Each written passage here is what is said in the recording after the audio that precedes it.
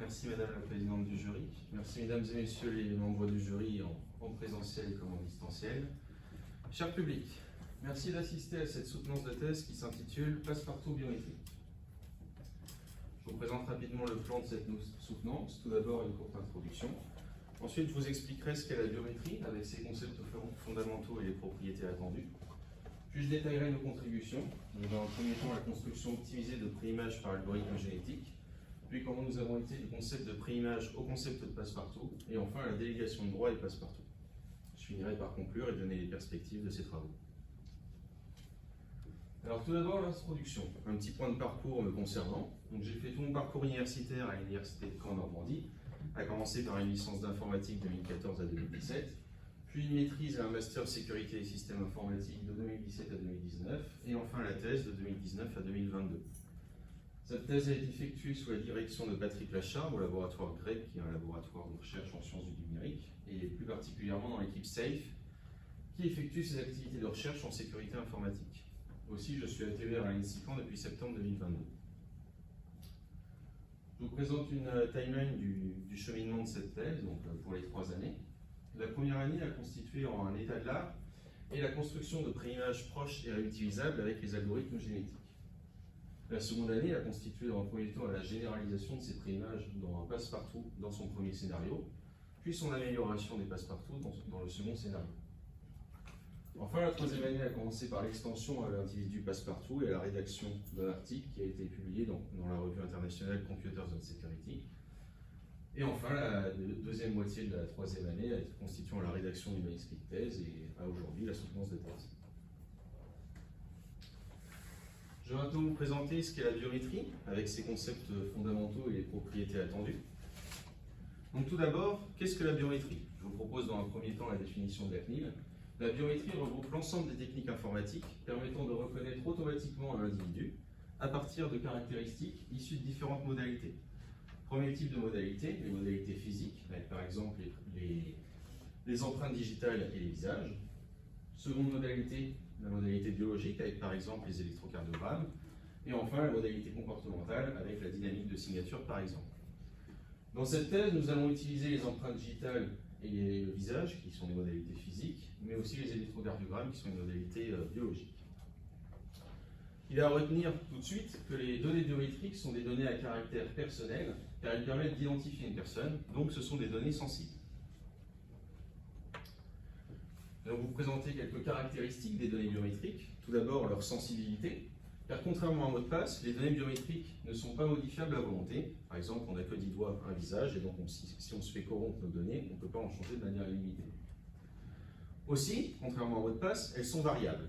C'est-à-dire que pour les mots de passe, quand on le tape pour s'authentifier, on doit taper exactement le même, à la lettre près, à la case près. Contrairement aux modalités biométriques, où chaque capture d'un même individu est différente, mais malgré tout espérée proche. Je vous présente ici 3 captures d'empreintes digitales du même doigt du même individu. On constate qu'elles sont légèrement différentes en fonction de la pression, de l'orientation, du cadrage, de la transpiration, etc.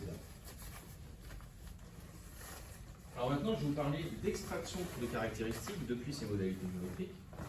Donc tout d'abord, notre objectif, c'est de reconnaître avec ces données. Donc nous partons de la capture de la modalité biométrique, ici la photo du visage, et nous souhaitons obtenir un vecteur de caractéristiques, dans notre cas, un long vecteur réel. Pour ça, on utilise soit des réseaux de neurones pour les images par exemple, soit des filtres de Gabor pour nos empreintes digitales, ou de la délimitation d'onde pour les ECG. Donc visuellement, notre algorithme, il prend uniquement la photo de visage, et il produit en sortie un vecteur de caractéristiques à valeur réelle. L'objectif, c'est d'identifier des individus, donc je vous présente un schéma générique d'identification qui se découpe en 2 grandes étapes. Première grande étape, la phase d'inscription en haut, qu'on va effectuer qu'une seule fois. Donc on s'inscrit avec la requête, on capture notre modalité biométrique, ici on se retrouve par exemple avec la photo du visage, on extrait les caractéristiques, ici on se retrouve avec le vecteur de caractéristiques, et dans notre cas, on sauvegarde ce vecteur de caractéristiques dans une base de données centralisée. Seconde étape, l'identification, qui cette fois va être effectuée de nombreuses fois. On commence pareil, capture de modalité avec une photo de visage, je rappelle, légèrement différente. Extraction de caractéristiques, on a un vecteur probablement différent de celui d'avant. On restitue les vecteurs de notre base de données, et on compare, et on déduit si oui ou non l'individu est dans la base, et éventuellement qui. Alors ces données biométriques, il faut les protéger, c'est tout à fait impératif. Donc pourquoi, je le rappelle, elles sont à caractère personnel et elles ne sont pas modifiables. Donc la protection consiste en la transformation du vecteur de caractéristiques, le long vecteur réel, en un gabarit. Gabarit, c'est le terme proposé par la CNIL, le terme français, qui désigne la version protégée des données caractéristiques. Dans notre cas, la transformation est paramétrée par une graine et le gabarit, pour nous, ça va être un petit vecteur binaire. Visuellement, notre algorithme de protection, il prend en entrée le vecteur de caractéristiques, la graine qui est un entier, et produit en sortie un gabarit qui est le petit vecteur binaire. Une telle transformation doit respecter 4 grandes propriétés. Tout d'abord, être révocable, c'est-à-dire que si le gabarit ici est compromis, on peut le supprimer et en générer un nouveau, par exemple en changeant la graine. Non inversible, c'est-à-dire qu'avec le gabarit, on ne peut pas reconstruire le vecteur de caractéristiques qui est en entrée, qui, je le rappelle, est supprimé dès qu'on a fait la transformation. On conserve uniquement le gabarit et la graine. Performance, c'est-à-dire qu'on conserve nos performances d'identification, de reconnaissance des individus. Et indistragable, c'est-à-dire que si on a plusieurs gabarits, qu'ils soient proches ou non, on est incapable de déduire s'ils sont issus du même individu ou non. Comme pour les mots de passe, on effectue la comparaison dans le domaine transformé, c'est-à-dire qu'on conserve uniquement le gabarit et les graines et pas la version originelle. Maintenant, je vous représente le schéma générique d'identification, cette fois avec l'étape de protection. Toujours les 2 grandes étapes, inscription de la capture à la photo du visage, extraction d'un vecteur de caractéristiques, mais cette fois on a la transformation avec une graine aléatoire S. On transforme le vecteur avec la graine en un gabarit U qui est le petit vecteur binaire, et dans notre cas, on sauvegarde ce couple gabarit-graine dans la base de données centralisée. La seconde étape, l'identification, elle commence à nouveau pareil, une capture légèrement différente, une extraction de caractéristiques en un vecteur différent aussi. On transforme avec les graines qu'on a récupérées depuis la base de données et on compare avec les gabarits et à nouveau on déduit si oui ou non l'individu est dans la base et qui. Donc cette protection des données biométriques, je vais vous donner un exemple plus précis de schéma de protection qui est utilisé dans cette thèse. Donc nous on effectue une projection du vecteur de caractéristiques, le vecteur réel, en un gabarit, le petit vecteur binaire, avec une matrice NM. N c'est la taille des vecteurs de caractéristiques, M la taille des gabarits.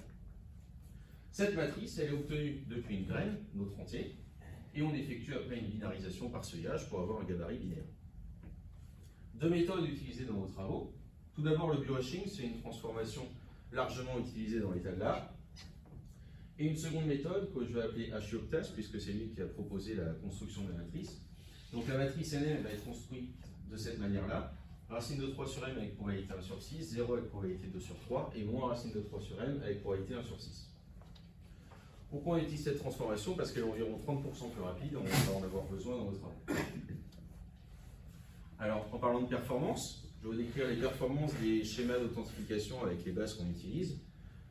Tout d'abord, je définis les indicateurs qu'on va utiliser. Dans le premier temps, le FAR, qui est le taux de fausse acceptation, puis le FRR, qui est le taux de faux rejet. On note que lorsque le FAR et le FRR sont égaux, on note ça l'ER, donc le taux d'erreur égal. Et ce taux, justement, c'est la distance sous laquelle on considère que c'est le même individu. C'est-à-dire que nos gabarits sont légèrement différents à chaque fois. Et bien par distance de la ligne, en dessous de ce taux, on considère que c'est la même personne, au-dessus, ce n'est pas la même personne. Et ce taux, on le fixe en fonction de nos besoins en sécurité, utilisabilité. Par exemple, dans un cadre militaire, on veut beaucoup de sécurité, donc on veut absolument aucune fausse acceptation. Par contre, on va tolérer d'avoir plus de faux rejets, donc un individu légitime qui va devoir effectuer éventuellement plusieurs captures. Et dans un cas de bonne utilisabilité, eh bien on refuse qu'il y ait des faux rejets, mais dans ce cas-là, on accepte que quelques individus illégitimes puissent accéder et déverrouiller l'accès. Un compromis est de placer ce taux à l'ER, donc le taux d'erreur égal. Je vous présente les indicateurs des bases de données qu'on utilise. Alors on en utilise 3. La première, c'est la base FVC qui est constituée d'empreintes digitales. Sans individu, 8 captures d'un même doigt par individu. Les vecteurs de caractéristiques extraits sont de taille 512 réelle. En original, c'est-à-dire en vecteur de caractéristiques avec la distance euclidienne, on a un ER de 10% avec un taux à 240. Et en version protégée avec biohashing et donc des gabarits binaires, on a une légère dégradation et on a un ER à 16%. Pour la deuxième base, LFW, qui est composée de visages de 158 personnes, 10 photos pour chaque individu légèrement différentes avec la luminosité ou l'orientation. Toujours des lecteurs de taille 512, un ER bien plus bas, donc de meilleure performance, 0,2%, et un petit peu moins de 2% en version protégée. Pour la dernière base, la base PTB, c'est des électrocardiogrammes, 158 personnes, 7 captures par individu, des vecteurs de caractéristiques cette fois plus longs de taille 990 et des performances similaires à FVC avec 10,8% en version originale et 17% de R en version protégée. Alors je vais vous présenter à quelles problématiques répondent nos contributions. Donc je le rappelle, les données biométriques sont variables et non modifiables. Pour cela, il y a des protections qui sont spécifiques à cette propriété de variabilité. Et l'objectif initial de cette thèse était d'étudier la sécurité des transformations de données biométriques, par exemple les attaques par reconstruction. On va s'intéresser à cela et je définis tout de suite rapidement ce qu'est une préimage, je reviendrai dessus plus tard. Donc une préimage d'un gabarit, eh bien, elle produit un gabarit identique si on la transforme, c'est-à-dire qu'on a un gabarit binaire, on construit une préimage qui est un vecteur de caractéristiques, et si on retransforme ce vecteur avec la même graine, eh bien, on obtient un gabarit proche de celui d'entrée. Donc nos contributions s'intéressent à l'inversibilité des données biométriques protégées. Donc dans un premier temps, on a construit des préimages proches mais aussi réutilisables. Puis on est arrivé à la notion de passe-partout, qui pour le moment on va considérer ça comme une préimage universelle, c'est-à-dire que les gabarits produits depuis celui-ci avec toutes les graines donnent des gabarits proches. Donc on va construire un passe-partout depuis des données transformées. Et enfin, on va transformer des données pour un passe-partout qu'on a fixé à l'avance. Cette dernière contribution exploite les vulnérabilités qu'on a trouvées dans un premier temps pour les deux premières contributions. Alors, je vais vous présenter l'état de l'art et le positionnement du problème. Tout d'abord, pour les préimages proches et réutilisables. Nous avons Negar et Al en 2010 qui ont proposé des attaques linéaires d'inversion qui sont spécifiques au biohashing. Dans notre cas, nous ne sommes pas spécifiques, mais nous construisons des préimages de manière générique en boîte noire, c'est-à-dire uniquement avec le retour du score qui globalement correspond à la distance entre les gabarits. La Charméal en 2013 ont construit des préimages depuis deux couples gabarit-graines, mais ces couples gabarit-graines sont issus d'un même vecteur de caractéristiques. Dans notre cas, les deux couples sont issus de vecteurs de caractéristiques différents, en plus de graines différentes. Fengel en 2014 ont utilisé des perceptrons pour construire un vecteur depuis un gabarit. Ils ont effectué une méthode par escalade pour obtenir une capture depuis ce vecteur, c'est-à-dire qu'ils partent du gabarit binaire, ils construisent avec leur perceptron un vecteur de caractéristiques réelles, et ils reviennent un peu plus en avant avec la méthode d'escalade pour avoir la capture, par exemple, de la photo de visage qui correspond à ce vecteur. Néanmoins, ce perceptron a nécessité beaucoup de données pour être entraîné. Dans notre cas, on construit des préimages au niveau des vecteurs de caractéristiques, proches mais aussi réutilisables. Plus récemment, Dong et Al en 2019, ils ont construit des préimages proches avec un algorithme génétique, comme on va le voir par la suite pour nous, pour la base LFW, la même que nous. Et ils ont obtenu 80% de succès avec des gabarits de 500 bits. Donc de tels gabarits, le problème, lorsqu'ils sont grands, c'est qu'ils font fuiter de l'information. Et 5% avec des gabarits de 16 bits, et cette fois, quand on utilise des gabarits de 16 bits, on est susceptible d'être victime d'attaques par force brute. Dans notre cas, on utilise des gabarits de 128 bits, qui a un bon bénéfice entre l'ER, donc les performances de la base, et limite la fuite d'informations, et on a 100% de succès de préimage proche et réutilisable pour cette même base. Enfin, très récemment, après le début de cette thèse, Nanouat et Sadia en 2020, ils ont construit des préimages proches avec un algorithme d'optimisation PSO, donc l'optimisation par essaim particulière, et ont 30% de réussite avec LFW. Comme dans notre cas, à nouveau, on en a 100% avec des préimages proches et aussi réutilisables. Et enfin, Gomez Barrero et Galvani, en 2020, ils ont effectué une étude qui classifie en 4 groupes de prérequis ces méthodes d'inversion. Le premier groupe, il connaît uniquement le format du gabarit, c'est-à-dire qu'il peut en soumettre, il peut construire des gabarits valides et les soumettre en boîte noire. Dans un second temps, ils connaissent en plus le score, c'est-à-dire globalement la distance, puis la fonction d'évaluation, c'est-à-dire par exemple quelle distance, et enfin, en plus, le dernier groupe connaît la fonction d'extraction de caractéristiques. Dans notre cas, on va se placer ici, on connaît uniquement le format du gabarit et le score retourné. Voilà pour les préimages proches et réutilisables. Pour finir, l'état de l'art et le positionnement du problème sur les passe-partout, il est globalement faible. On a Royal qui ont des articles qui se nomment Masterprint en 2017, 2018 et 2019. Ils construisent plusieurs empreintes digitales partielles qui usurpent de nombreux individus multi-enrôlés. C'est-à-dire, comme le cas des téléphones qui ont de petits capteurs d'empreintes digitales, on pose plusieurs fois notre doigt, donc on a des empreintes digitales partielles, et on en a plusieurs, donc on est multi-enrôlé. Leur attaque est basée uniquement sur les empreintes digitales, ils effectuent des ajouts de minutie, et il n'y a pas de protection, alors que dans nos cas, c'est générique, c'est-à-dire qu'il nous faut uniquement des vecteurs de caractéristiques, et on utilise les protections pour nos contributions. Concernant le second scénario de nos passe-partout, il n'y a pas d'existant dans l'état de l'art à notre connaissance.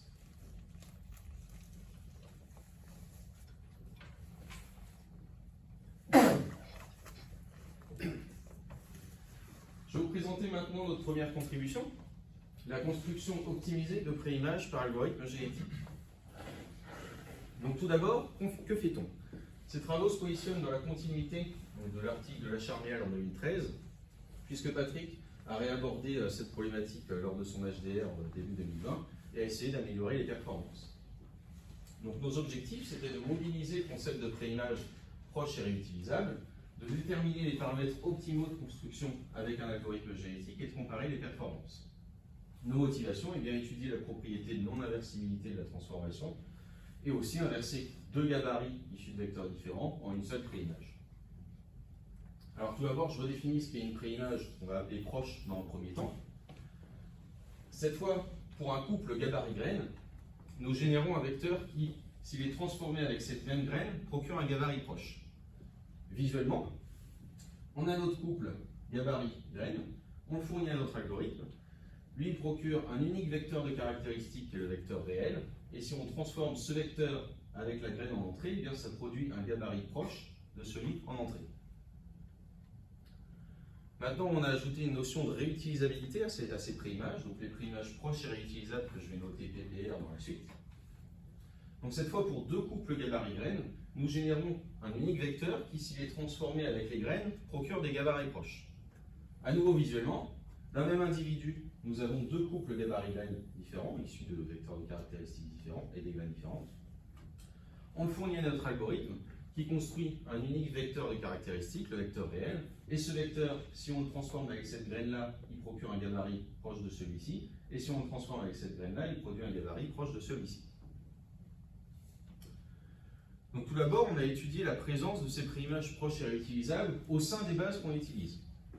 C'est-à-dire que pour deux couples gabarit-graines d'un individu d'une base, eh bien on teste les vecteurs des autres individus d'une base de même type, donc d'empreinte digitale par exemple, et on teste s'il y a des préimages proches et réutilisables dedans. La réponse c'est oui. Donc pour la base LVC d'empreinte, on a 96% des cas où on a une préimage proche et réutilisable au sein de la base, et il y en a en moyenne 3.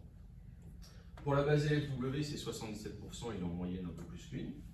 Et pour PTB, 78%, et à nouveau environ 3 par individu. Les graphiques que je vous présente ci-dessous, ils montrent pour chaque individu en abscisse, donc de 0 à 100 pour LVC et pour les 156 individus de LFW et PTB, pour chaque individu, combien il y a de préimages proches et réutilisables dans la base, hors E évidemment. On voit que c'est extrêmement variable, par exemple pour PTB, il y a entre 0 et 7 préimages proches et réutilisables en fonction des individus. Maintenant qu'on en a vu qu'il y en avait déjà dans la base, on a voulu voir si on pouvait en construire d'abord de manière naïve, donc en construisant des vecteurs aléatoires. Donc la stratégie, c'est qu'à nouveau, pour deux couples gabarit-graines d'un même individu d'une même base, nous construisons aléatoirement des vecteurs de caractéristiques dans un temps donné, et on teste si ce sont des PPR. Cette fois, les performances sont un peu plus faibles. Donc pour FVC, on a 68% de succès. Les candidats, c'est tous les vecteurs qu'on a générés, ils sont à une distance 30. Et ceux qui sont une préimage proche et réutilisable, ils sont à une distance 12. Alors en fait, ceux qui sont des préimages proches et réutilisables, c'est ceux qui se situent sous cette barre rouge qui sont le seuil, qui est le seuil. C'est-à-dire que là, on a pour chaque individu la distance obtenue. La barre rouge, c'est le seuil. Si on est en dessous, c'est une PPR, sinon non. Pour LFW, on en obtient dans 100% des cas, avec une distance de 42. Et pour PTB, on en obtient pour 42% des cas, avec une distance de 20. Ce qu'on voit, c'est que globalement, pour les trois bases, à nouveau, il y a une variabilité importante. Et pour LFW, ça fonctionne pour tout le monde, mais légèrement en dessous le seuil. Maintenant qu'on a vu ces deux stratégies, de choix au sein de la base et de construction aléatoire, on a étudié la construction de ces préimages avec un algorithme génétique. Donc la stratégie, toujours pour deux couples gabarit-graines d'un individu d'une base, nous construisons avec un algorithme génétique des vecteurs de caractéristiques dans un temps donné, et on teste si ce sont des PPR. L'objectif, c'est d'améliorer les performances, c'est-à-dire la proximité des gabarits, et tout en optimisant le paramétrage de l'algorithme. Alors tout d'abord, qu'est-ce qu'un algorithme génétique? C'est un algorithme d'optimisation. Son objectif, c'est de minimiser la valeur d'une fonction d'évaluation f en construisant son paramètre. Son fonctionnement est inspiré de la reproduction naturelle. Donc on part d'une population de taille n chromosomes qui dans notre cas sont les vecteurs de caractéristiques. Cette population évolue sur t générations, c'est-à-dire les itérations. Et à chaque itération, on a la moitié des parents qui se reproduisent pour donner la moitié des enfants, avec croisement des gènes des parents, donc on va croiser les vecteurs, et des mutations aléatoires. Je vous ai expliqué qu'il fallait construire le paramètre d'une fonction d'évaluation. Dans notre cas, ça sera la somme des distances du vecteur transformé avec les graines au gabarit. C'est-à-dire qu'on transforme avec les deux graines et on regarde la distance avec les deux gabarits, on fait la somme en distance de la même. Alors cet algorithme génétique, on a voulu l'optimiser, c'est-à-dire choisir tous ces paramètres. Et je vais vous présenter un cas d'optimisation pour le paramètre de sélection. Et donc les résultats vont être présentés sous forme de diagramme en boîte. Chaque boîte correspond au premier quartile, deuxième quartile, troisième quartile, les moustaches aux écarts intercartaux. Et je vous présente dans un premier temps pour la base PTV et après je présenterai les résultats pour toutes les bases. Ces diagrammes représentent des séries composées de la distance au second gabarit agrégée en fixant un paramètre. Donc en fonction de ce qu'on veut optimiser, on va agréger avec plusieurs attributs pour un paramètre donné. Et on va comparer malgré tout avec les méthodes de construction aléatoire et choix au sein des bases que j'ai présentées juste précédemment. La distance au second gabarit qu'on va représenter dans les diagrammes aux boîtes, c'est soit la taille des gabarits, c'est-à-dire 128 dans votre cas, si le vecteur transformé n'est même pas proche du premier gabarit. Et s'il est proche du premier gabarit, c'est-à-dire sous le seuil, eh bien, on représente la distance du vecteur transformé avec le second gabarit. Et notre objectif, c'est de minimiser cette distance au second gabarit. Je vais vous présenter comme exemple la sélection du paramètre de mode de sélection.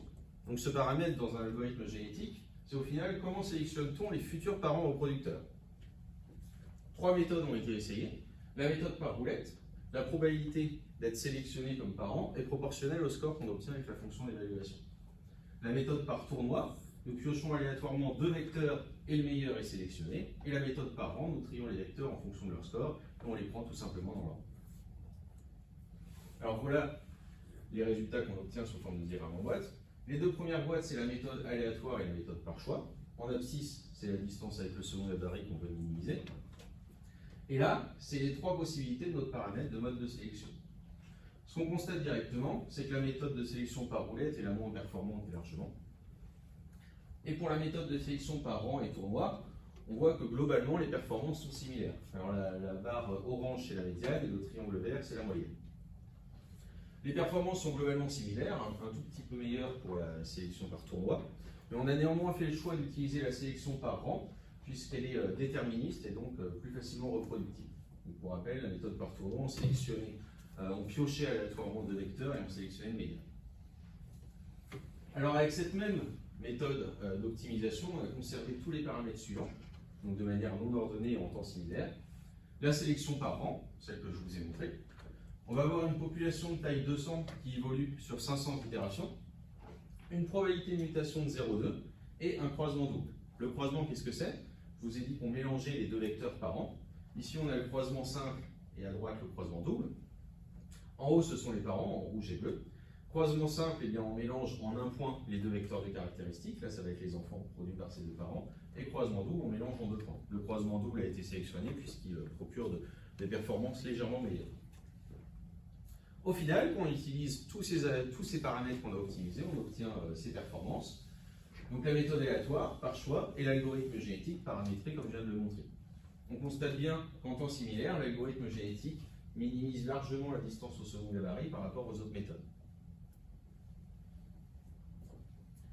Ça, c'était pour la base PTB, c'est les diagrammes en boîte. Maintenant, je vous présente pour les 3 bases. Je reprends la distance par individu comme pour la méthode aléatoire et j'ai reporté les résultats de la méthode aléatoire en orange. Cette fois, pour la base FVC, on obtient un taux de succès de 100% avec une distance de 3. Pour FW, encore 100% avec une distance de 23. Et pour PTB, à nouveau 100% avec une distance de 3.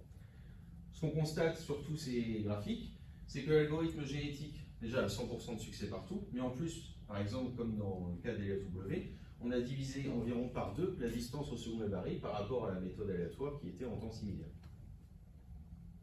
Donc finalement, on a obtenu des préimages proches et réutilisables dans 100% des cas pour les 3 bases. La distance au second gabarit avec l'algorithme génétique est bien inférieure à la méthode aléatoire en temps similaire.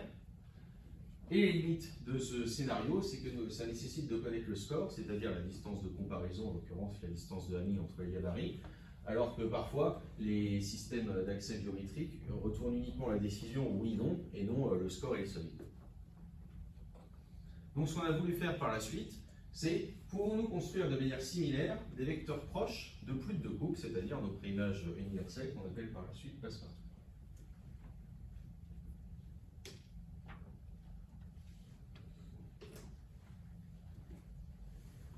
Alors, cette quatrième section du plan, c'est notre deuxième contribution. Donc, comment nous avons été du concept de préimage au concept de passe-partout. Dans un premier temps, la description de ce scénario. On veut un vecteur proche de tous les couples gabarit grec, et plus seulement que 2.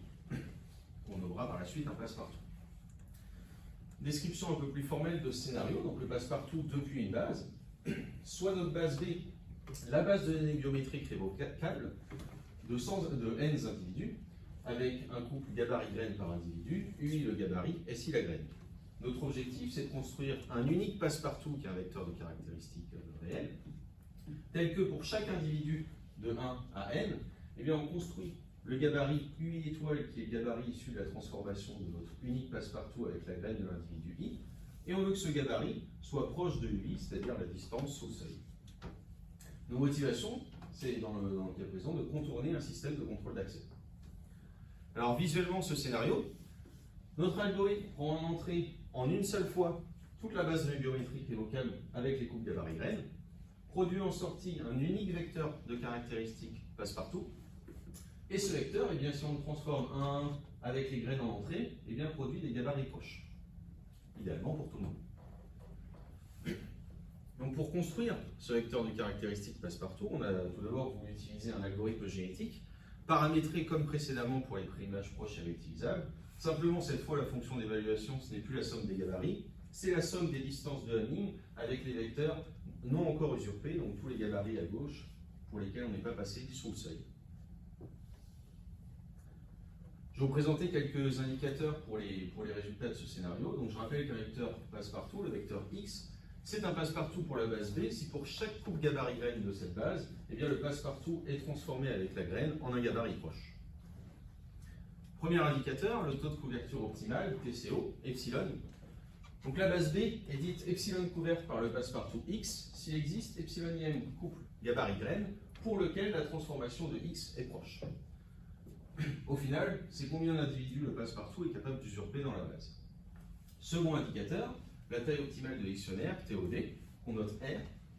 On dit que la base B est dite partitionnée par un ensemble de R passe-partout X1, XR, si pour chaque couple gabarit-graine, eh bien un des R passe-partout au moins est transformé en un gabarit proche. C'est-à-dire que cette fois, pour tous les individus de la base, eh bien on veut que pour chaque individu, on ait au moins un de nos passe-partout qui l'usurpe. Et on veut un minimum de passe-partout qui compose ce dictionnaire et qui partitionne la base.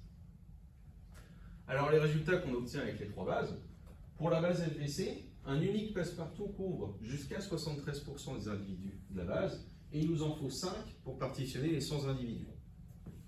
Pour la base LFW visage, un unique passe-partout en couvre 15,2%, et il nous en faut 18 pour couvrir les 158 personnes de cette base. Et pour la base PTB et les ECG, eh bien cette fois un unique passe-partout en couvre 61%, et il nous en faut 12 pour couvrir les 158 individus. La figure que je vous présente, c'est l'évolution de la couverture au fur et à mesure de l'exécution de l'algorithme génétique. Dans l'algorithme génétique, on a en abscisse les itérations de 0 à 500, tel qu'on l'a paramétré tout à l'heure, et en ordonnée, le taux de couverture qui est croissant. On constate pour les 3 bases qu'au début, aux premières itérations de l'algorithme génétique, le taux de couverture augmente fortement, puis il converge régulièrement jusqu'à environ 400-450 itérations, et ensuite il n'augmente plus, on n'a pas réellement besoin d'aller plus loin. Maintenant qu'on a réussi à construire un passe-partout pour une base, on a voulu étudier la réutilisabilité de ce passe-partout, c'est-à-dire quid de la couverture sur des données biométriques non utilisées pour la construction du passe-partout. Donc cette fois, on va avoir 2 ensembles, par exemple la première moitié de la base de données d'empreintes qui va servir à la construction du passe-partout, et la seconde moitié des individus qui ne va pas être utilisée par l'algorithme génétique pour construire le vecteur, et on va s'en servir pour tester. La motivation, c'est que dans un cas d'usage réaliste, il est peu probable d'avoir réussi à obtenir toutes les données d'une base de données biométrique révocable pour construire le passe-partout et attaquer cette même base. Par contre, c'est possible d'avoir des fuites d'une base d'empreintes quelque part et vouloir contourner un système d'accès d'une autre base. Donc ce qu'on a réussi à obtenir, eh bien, c'est que les passe-partout conservent environ la moitié de leur couverture sur des bases de données biométriques de même type. Pour les trois bases, on a par exemple un taux de couverture de 42% pour d'autres données, alors qu'on était à 73% pour les données qui ont été utilisées. Pour LFW, on est à 6% au lieu de 15% précédemment, et pour PTB, on est passé de 61% à 44% de couverture, donc globalement, on conserve la moitié de la couverture pour les bases. Je vous présente à nouveau cette évolution au fur et à mesure de l'algorithme génétique. Donc, ce qu'il faut bien noter, c'est que l'objectif de l'algorithme génétique, c'est de maximiser la couverture de l'ensemble utilisé. Au final, le seul dont il a la connaissance, ici, c'est la courbe orange, c'est la première moitié des individus. Les courbes bleues, donc tout le monde, la première moitié connue et la seconde moitié non connue, et les courbes vertes, c'est les vecteurs non utilisés, donc la moitié non connue, elles sont données à titre informatif et elles ne sont pas connues de l'algorithme génétique, c'est pour ça qu'elles ne sont pas croissantes. On observe bien qu'on conserve une moitié de couverture et que globalement, la croissance de la couverture est corrélée avec l'ensemble utilisé. Alors, les cas d'usage, à quoi ça sert tout ça?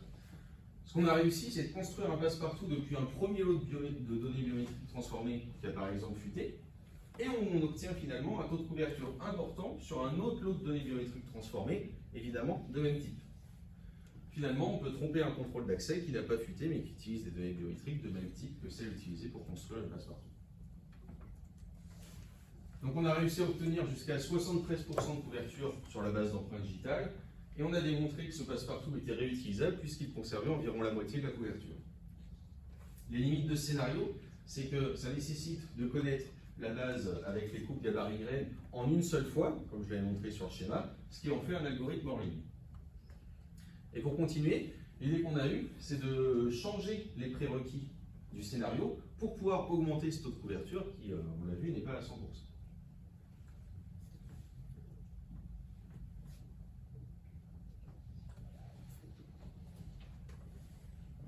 Ce qui nous amène à notre dernière contribution, la délégation de droits et les passe-partout. Donc c'est un nouveau scénario avec des prérequis différents. Cette fois, ce qu'il faut noter dès le début, c'est que le vecteur passe-partout, le vecteur de caractéristiques réelles, eh bien, il est fixé dès le début. Donc soit c'est un vecteur réel, c'est-à-dire issu d'une capture extraite d'un individu, soit il peut aussi être synthétique, c'est-à-dire tiré aléatoirement ou on choisit les valeurs.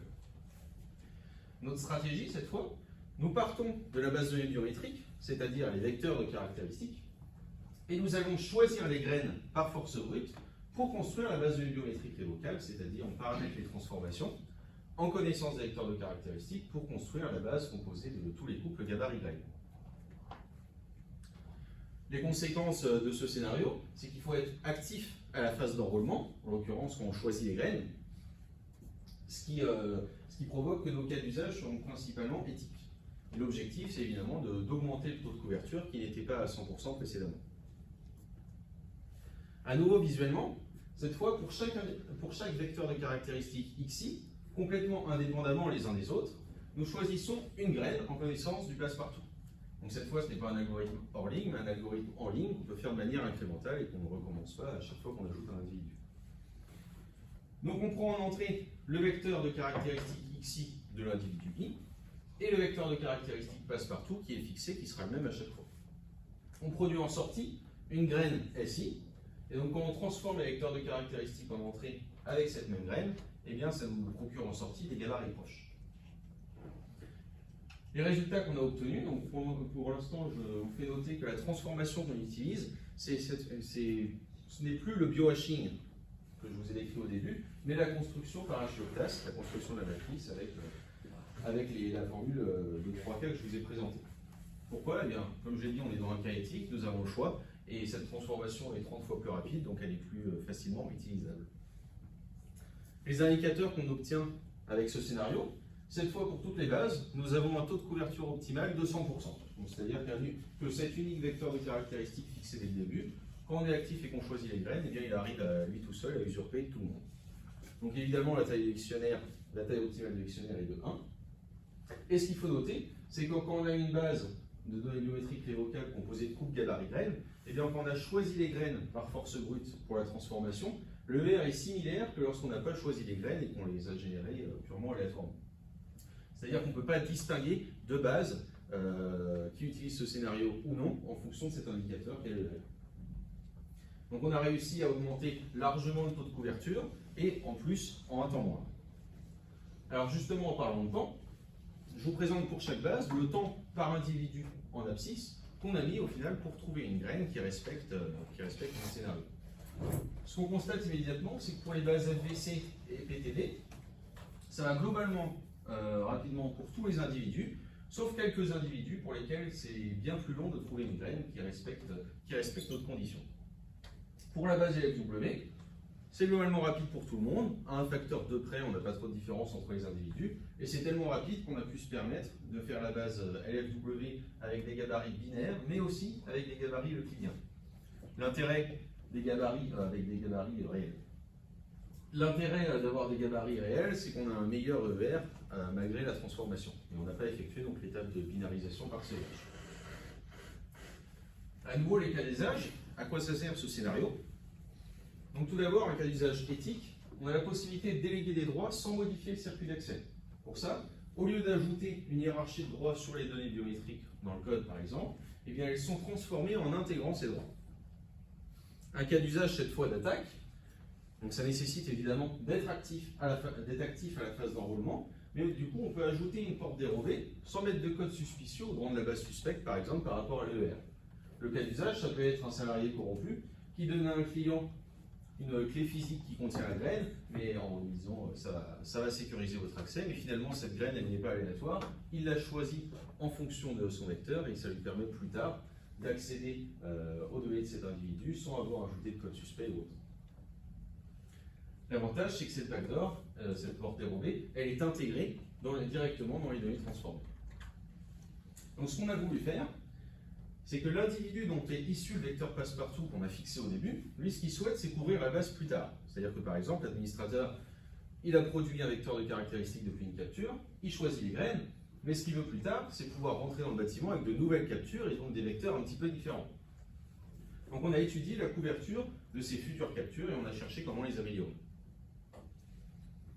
Alors on note ce concept l'individu passe-partout, c'est-à-dire quid des autres captures de la personne dont est issu le vecteur passe-partout. On va à nouveau avoir deux ensembles.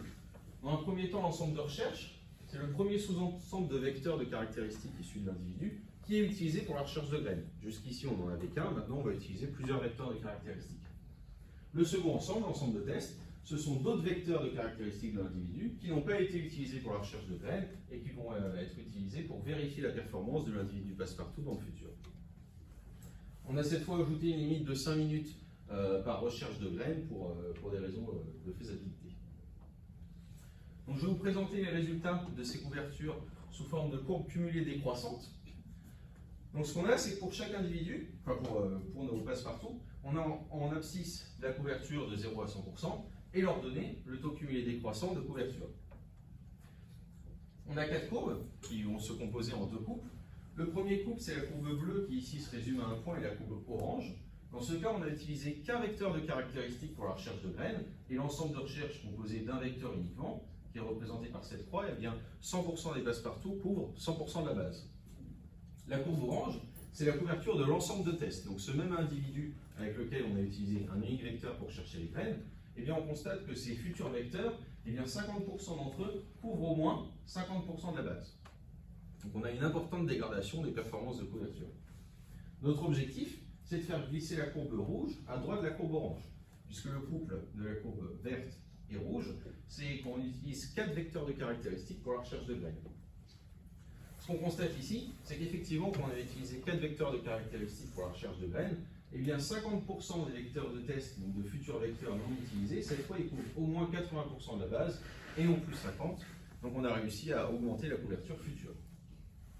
Je vous présente ces mêmes résultats cette fois pour toutes les bases. LVC, comme on l'a déjà vu, PTD en binaire et FW, on l'a à nouveau fait en binaire et en euclidien. On constate que dans tous les cas, on a réussi à faire glisser cette courbe rouge largement à droite de la courbe orange et donc améliorer de manière significative les performances de couverture de futurs vecteurs de caractéristiques.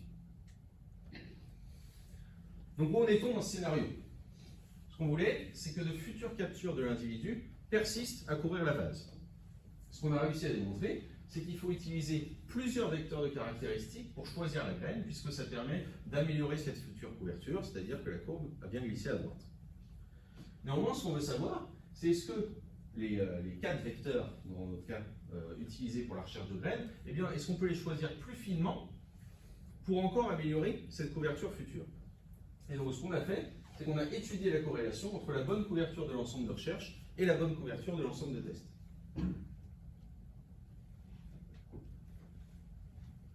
Donc, je vous présente cette corrélation uniquement pour la base LFW ici en binaire et en euclidien.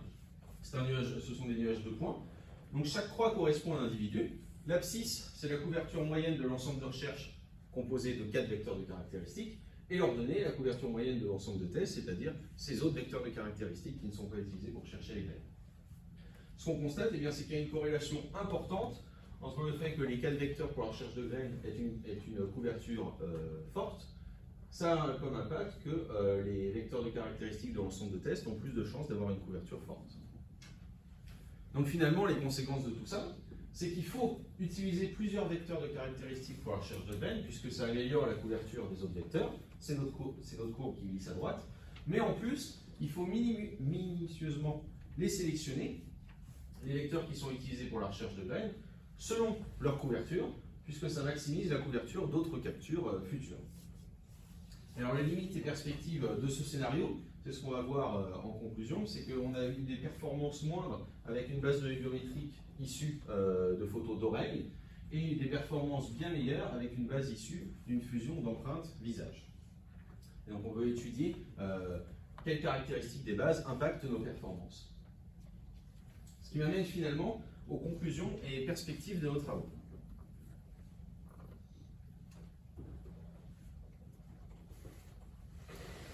Alors je rappelle le domaine dans lequel on travaille, la biométrie.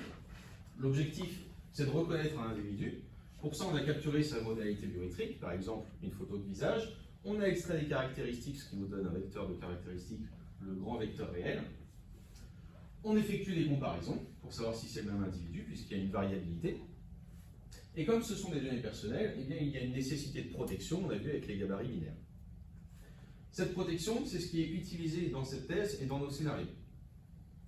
Alors la première contribution, ce sont les préimages proches qui s'authentifient pour un gabarit, mais aussi réutilisables qui s'authentifient pour un autre gabarit issu d'un autre vecteur et d'une autre graine. Pour ça, on a utilisé un algorithme génétique qui minimise la somme des distances. On a optimisé son paramétrage jusqu'à obtenir 100% de succès de construction de préimages proches et réutilisables pour toutes nos bases. Dans un second temps, on a étendu ce concept au passe-partout, tout d'abord dans le premier scénario. On a construit un passe-partout depuis une base de données biométrique révocable, c'est-à-dire les coupes gabarit-graines, pour usurper un maximum de gabarits. Et on a aussi démontré qu'on pouvait partitionner cette base avec plusieurs individus passe-partout. En résultat, on a obtenu jusqu'à 73% de couverture, et on a démontré la réutilisabilité de ces passe-partout, puisqu'ils conservent environ la moitié de leur couverture. Ensuite, nous avons conçu les passe-partout dans un second scénario, en changeant les prérequis. Cette fois, nous construisons la base de données biométrique révocable en choisissant les graines pour un passe-partout fixé à l'avance. On a utilisé pour cela une transformation plus rapide, celle d'Ashlotas, et on a choisi les graines. On a cette fois réussi à obtenir 100% de couverture pour les 3 bases, en temps variable en fonction des individus, et on a étendu ce scénario aux individus passe-partout. Et finalement, on a démontré qu'il fallait utiliser plusieurs vecteurs de caractéristiques d'un même individu, puisque ça améliorait la couverture de futurs vecteurs, mais qu'en plus, il y avait une corrélation de couverture et que donc ces vecteurs utilisés pour la recherche de graines, il fallait les choisir minutieusement en fonction de leur couverture. Finalement, on a réussi à inverser 2 gabarits en une seule préimage. On a réussi à contourner un système de contrôle d'accès en construisant un passe-partout à partir de données similaires. Et on a délégué des droits ou introduit une porte dérobée au sein de données transformées. Nos travaux ont donné lieu à 2 publications tierces dans S-Crypt 2022. La première écrite par Durvey et al. Donc leur objectif est de modifier cette fois au minimum une capture d'empreinte digitale par rapport à un couple gabarit-graine pour que ça devienne une préimage proche. Et ensuite, ils ont modifié au minimum une capture d'empreinte digitale pour plusieurs couples gabarit-graine. Second papier dans cette même conférence qui étudie les collisions en fonction des taux et donc les opportunités de créer de tels passe-partout. Et leur recommandation finale, c'est que le seuil taux, eh bien, il soit inférieur ou égal au 10e de la taille des gabarits, dans leur cas binaire. Alors je vous présente maintenant les perspectives de ces travaux. Donc nous voulons étudier l'impact de la taille de données biométriques ou la taille des données biométriques, c'est-à-dire les vecteurs de caractéristiques, sur le taux de couverture optimale et sur la taille optimale de dictionnaire. Donc, par exemple, on a constaté que pour les oreilles et la base d'oreille et la base de fusion, on n'avait pas la même performance, donc on voudrait savoir pourquoi. Pour ça, il faudrait construire des bases de données biométriques synthétiques pour avoir un plus gros lot de données et expliquer l'impact de chaque caractéristique, donc les tailles de vecteurs, la taille de la base de données, le nombre de vecteurs par individu, etc. Et on souhaiterait aussi étudier l'attaque par présentation, puisque nous avons construit un vecteur depuis un gabarit, mais pour effectuer l'attaque par présentation, il faudra en plus construire une capture de modalité, par exemple une photo de visage qui correspond à ce gabarit. On souhaiterait choisir les graines pour limiter les attaques qu'on a créées, par exemple les préimages proches réutilisables et nos passe-partout dans le premier scénario. Étudier la réutilisabilité de ces préimages proches réutilisables sur de futures captures. Concernant le premier scénario, on voudrait construire un passe-partout, cette fois sans données biométriques, uniquement à partir du type de modalité ciblée et avec connaissance de l'algorithme d'extraction. Déterminer une fonction d'évaluation qui ne nécessite pas le score, puisque comme je l'ai dit, il n'est pas toujours retourné. Et pour le second scénario, choisir les graines pour plusieurs individus passe-partout. Les travaux de cette thèse ont donné lieu à 2 publications, la principale dans la revue internationale Computers and Security en fin de thèse, et en début de thèse dans une école d'État internationale. Je vous remercie de votre écoute et je me tiens disponible pour vos questions.